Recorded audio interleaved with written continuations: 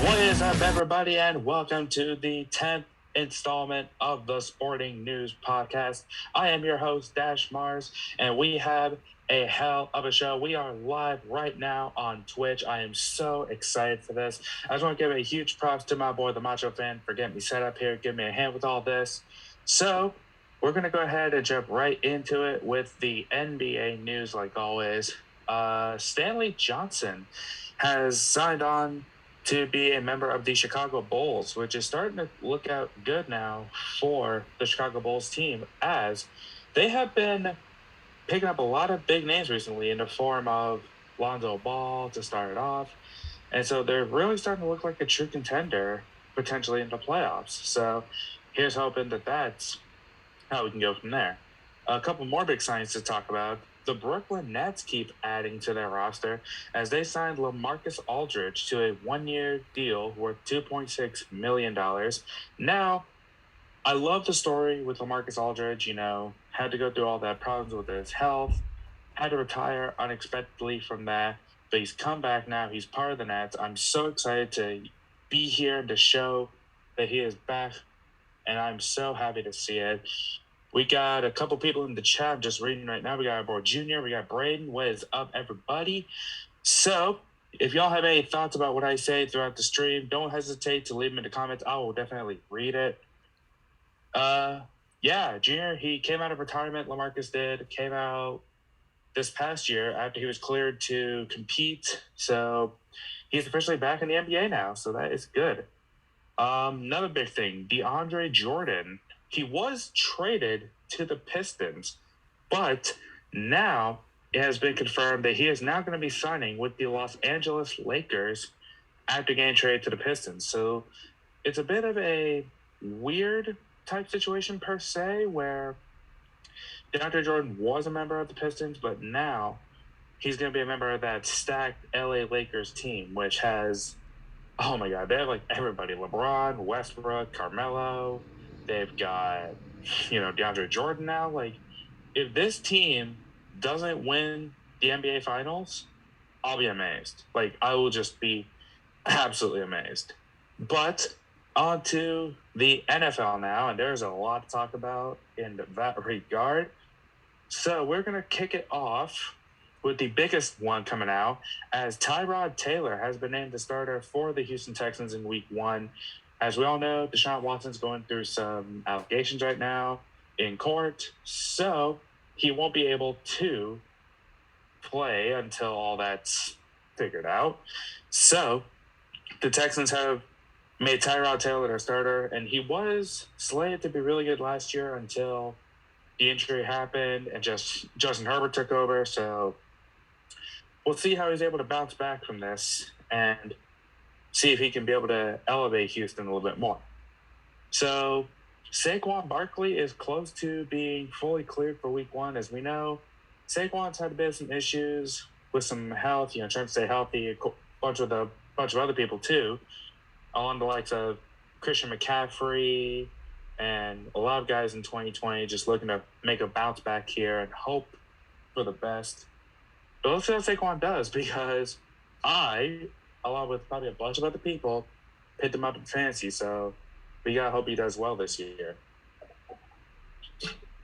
But moving on to another big piece of news, Josh Norman has signed on to the San Francisco 49ers. Now, to be honest, the last couple of years for Josh Norman, like, he's been okay, but he hasn't found his groove since he left Carolina after the 2015 season when he signed to Washington. I don't think that's on play to, his fault or whatever, but it's just a matter of, he was better in Carolina, I will say. And of course, the biggest memory he has in Buffalo is getting stiff-armed by Derrick Henry. So let's hope he can turn it around in San Francisco and do better there. All right, so now we're going to go into fantasy. As we know, fantasy football is starting to pick up. Everyone's already gotten their fantasy teams done. They're starting to get them ready for Week 1 coming up soon, which is going to be very awesome, to say the least. So how I did my teams, it's time for a little dash of fantasy now. So what I did for my stuff was that I went running back, receiver, because that was always the biggest thing with the 3 drafts I was in. It was always running back, receiver, usually for the first couple of picks. And then it was starting to pick up as well, where it was quarterbacks and then defenses and everything in the later rounds. But I do know that it's always running back, receiver heavy. And of course, with a lot of good receivers and running backs, we have a big amount of them. So all your fantasy teams, make sure you can try and get some of the best guys you can. Some of the biggest gems that I got Travis Kelce, I got Tyreek Hill in one draft, I got Josh Allen in 2 of my drafts, which is great. So I've got Josh Allen again as my quarterback. So I'm hoping to God that I can do well this year in fantasy sports. But moving on, and this is going to be the biggest thing that I'm sure a lot of people are going to be talking about. And like I said, if y'all got anything that you want to chime in about it, hit it up in the Twitch chat, as AEW All Out was last night. And man, oh man, whew, you talk about a show. Okay, so first off, Ruby Riott, a.k.a. Ruby Soho, made her AEW debut, winning the Casino Battle Royale. So now she has an opportunity to take on Britt Baker, DMD, for the AEW Women's Championship. And then Kenny beats Christian Cage. We have new tag champs in the form of the Young Bucks. Hugs, what is up, my dude? It is good to see the Titan here.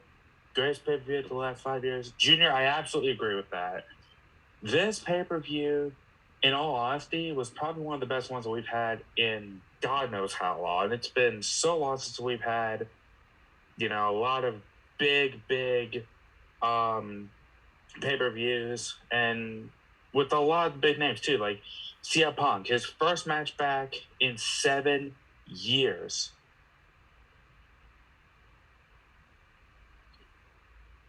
No, the tag champs now are the Lucha Bros. We had it was the Lucha Bros and the Bucks last night, and Bucks lost, and then the Lucha Bros won the tag titles, to my knowledge. But yeah, the fact of CM Punk, okay, the man hasn't wrestled in nearly 7 years, but he put up an absolute banger against Darby Allin. The only bad match was Big Show and QT. I can agree with that. Although, I can sort of see where they went with that, because you gotta think, Paul White is like 40 years old, over 40 years old, close to 50 actually, and there wasn't really much of a build-up, and it was kind of tough to really make it a good match. And they needed something to cool down the audience, especially after Punk and Darby put on a hell of a match. The cage match was better than their ladder match, and their ladder match was fine. Yeah, that cage match was pretty sick for the Lucha Bros, I'll tell you that much. But anyway, so the 2 biggest surprises of the night, Bryan Danielson and Adam Cole, baby. Like, the fact that both of those guys now are in AEW. Sorry, I'm just moving myself because I'm trying to keep this thing steady. But anyway, so yeah, Adam Cole and Bryan Danielson in AEW. What a time to be a wrestling fan. And now, the Elite mostly are back together in the form of Adam Cole making his return now. And this is good now, too, because now we really get to see how the Elite is going to go to the next level, I feel, especially with Adam Cole coming back. Could have been a pre-show match. I could definitely see it for a Big Show and QT. Like, definitely could have been a pre-show match. They could have switched it with the 10-man, but couldn't tell you.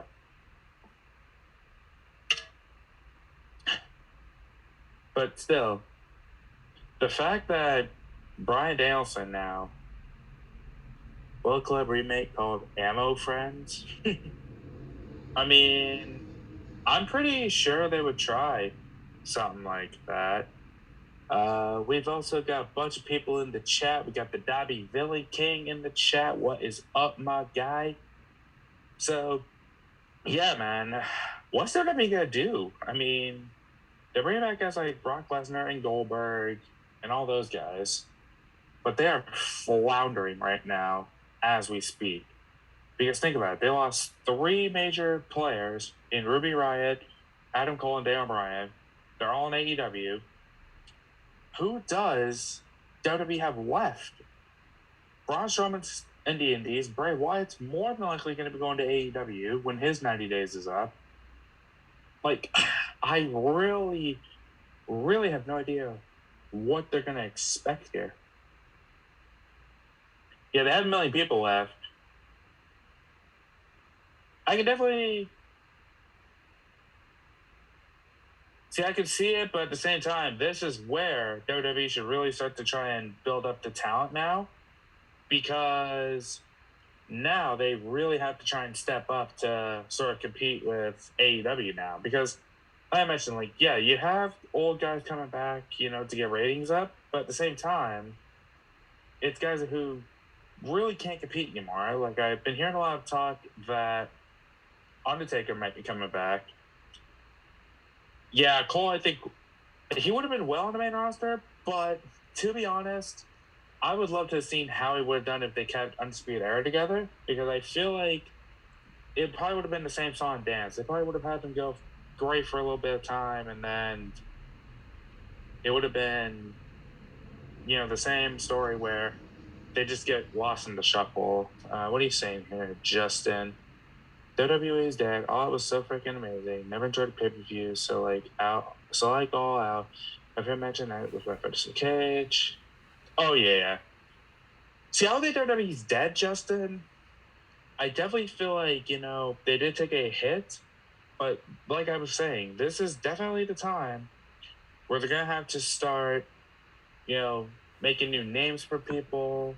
They really have to start making new stars. And I understand creative isn't really the greatest, but I get names like Brock and Goldberg, but give those guys a rest, you know. Get some newer guys in, get some younger people in, start building up more superstars. That way, you don't have to rely on your Goldbergs or your Undertakers or your Brocks, because those guys, like I said, they're all pushing 50. Goldberg's over 50, Undertaker's over 50, Brock's close to 50, if I remember correctly. So they're not going to have many years left in the tank. So this is the best time for WWE to really start making some guys like Karrion Kross could definitely be a good one. Keith Lee really could be a good one. Mustafa Ali, if they give Mustafa Ali a shot, man, he could definitely be something. It's the same with it's definitely the same with NXT. You know, they have a lot of good guys from NXT, but they have to bring them up from NXT and do something with them big on the main roster so they don't just flounder away. Each fresh new creative storyline every division.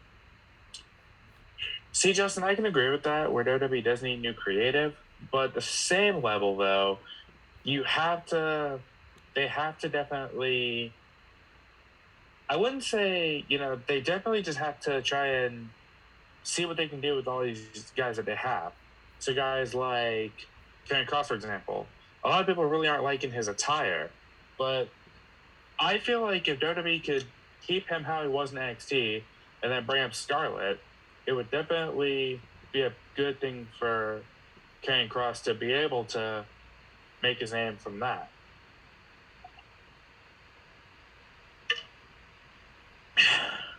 But at the same level, though, you also want to try and keep your other guys on the roster happy as well. So I get it's a tough balance, but you also have to try and put in fresh faces and build up the current guys that you have, because they have a lot of guys on that roster that can go, like Shinsuke, Corbin, Sami Zayn. Basically, all those guys can definitely, you know, go. It's just a matter of them trying to figure out what they can do with those guys in the terms of how they can build with them and like that. Now, with Vince and Pritchard taking over NXT, I'm curious to see how it goes, especially with the new logo that they came up with for NXT.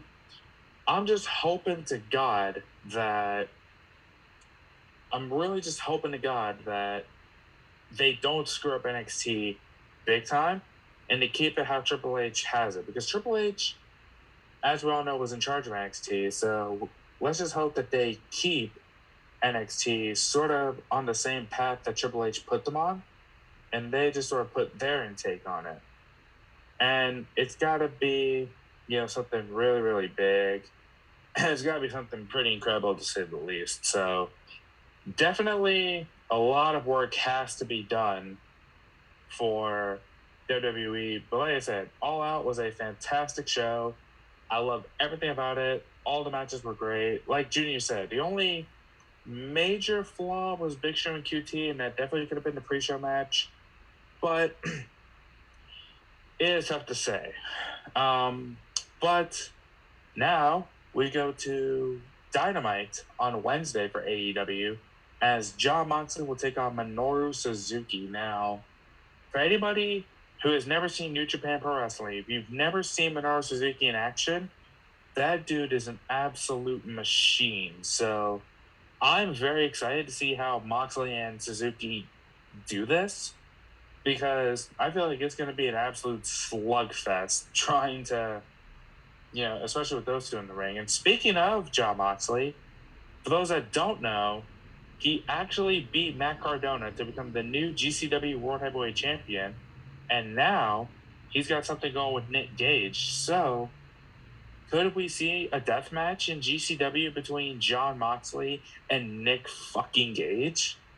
If we do, one of those guys might end up dead when everything's all said and done, because we know how those two are with death matches, especially when it's Moxley that is in a death match and not Dean Ambrose.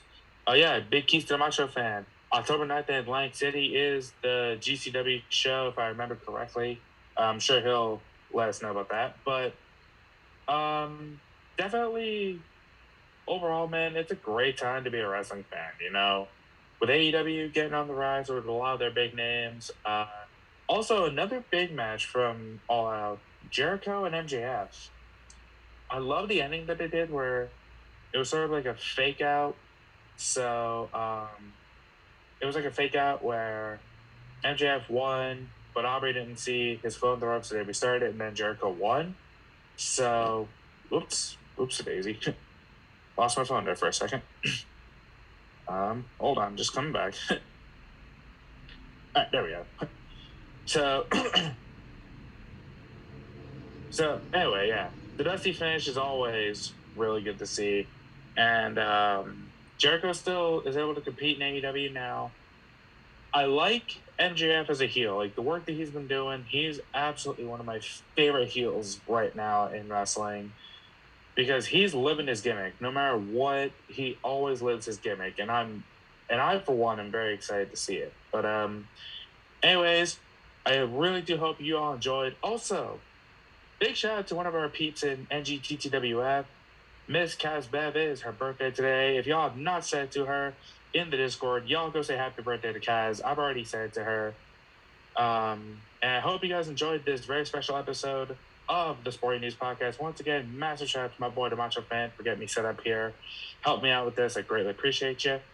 I will be back next time out, probably next week, for episode 11. So, until next time, it is your boy DashMars, and I am signing off.